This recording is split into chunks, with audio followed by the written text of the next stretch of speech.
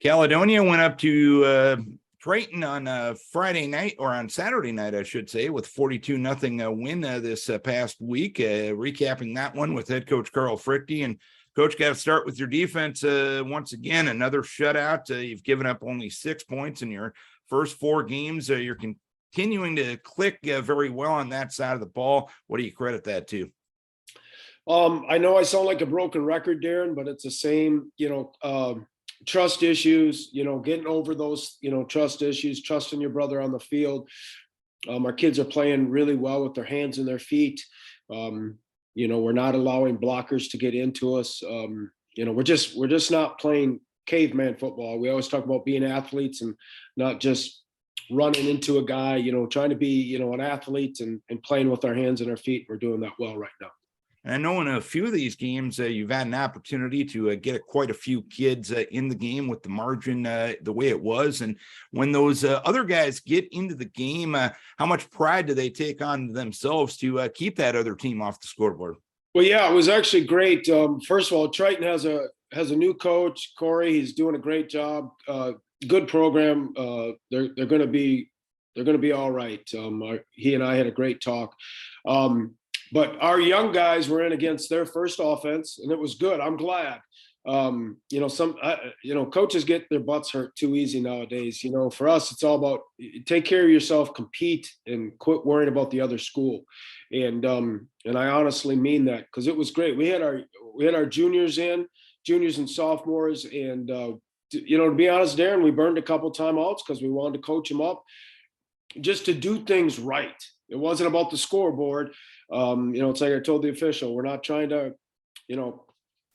hurt anybody here or, humiliate. We're trying to get our young kids better. And he was very understanding. Sometimes, again, officials get like, why would you do that? Well, we got a right to coach them up, and our kids did a great job. And yes, it was a running clock, but we got some great reps, and they got down to the goal line, and our kids kept them out. And it was really cool to see our varsity kids so excited for them, which they should be, because it's right there. They're cheering and encouraging the varsity kids on, and it was just very enjoyable. Is that one of the best ways that organically you can just develop a lot of depth? Yeah. I mean, we tried to, a couple of weeks ago, we really went fast pace. It's 3rd and 7, trying to do the college thing. And to be quite honest, Darren, our kids sort of melted under it, but I'm still glad we're going to do that again, and it's, but they, it just sort of slows the varsity game down. And so, yeah, but there's nothing better than for us last week, Saturday night, getting those kids those reps. And obviously, you can't ignore the offensive performance, 42 points, 356 yards of total offense. Put more points on the board, and I know you had some penalty issues the week before. Did you smooth a little bit of those issues out from facing Dover Iota? Yeah, first of all, our attitude and effort was much better. I don't think our kids, they don't mean it on purpose, Darren, they're kids, right? Dover Iota was a good team. Yeah. Our whole philosophy is respect everyone, fear no one. And I don't care, I don't even know their records. We don't even talk to our kids about records. It doesn't matter. And our attitude and effort was better, Saturday. And we teach a lot about recoiling when you block, elbows in and trying to recoil so you don't grab. It's almost like a punching motion through the chest plate of the shoulder pads. And our kids did a better job of that. We talked a lot about, adjusting to the officiating. Again, basketball players have to do it. Wrestlers have to do it. Baseball players have to do it. Why shouldn't football players? So we had to adjust to the officiating. And I think slowly but surely, Darren, we're getting more mentally mature, which really makes me proud, because that is what we're trying to do for them for the rest of their life. And but again, we're going to get punched in the face one of these days. And it's going to be very interesting to see how we handle it.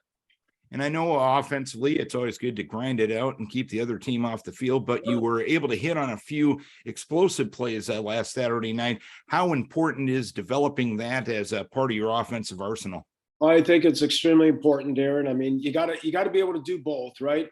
Again, high school kids, it's hard to get that 80, 90-yard drive, right? I mean, it's hard in D1, it's hard in the pro game, it's especially hard in high school. So you do need that relief, that release a little bit of, okay, we do have the capability of hitting a big one, and so that was nice to see.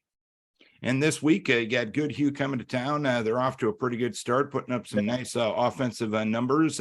Looking at them on film, what impresses you the most? Everything. They're well coached.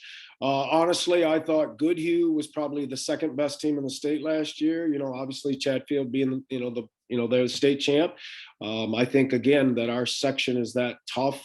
When they asked me to rank who was, who the top teams in our section, it was Chatfield and Goodhue. So they got a real tall quarterback. I think he's playing basketball at Mankato, the kids have told me. They got a 6'4" wide receiver that's going to the University of North Dakota. Got a real nice tailback, couple good running backs. Their line does a great job. So it'll be our toughest game. But again, that's what we want. And it's all about getting you ready for the tournament, Darren. And it'll be a fun night, Friday night. All right. Hopefully you can take that next step forward, coach, and keep the winning ways going. Keep your guys healthy. We wish you best of luck. Thank you, sir. Appreciate it.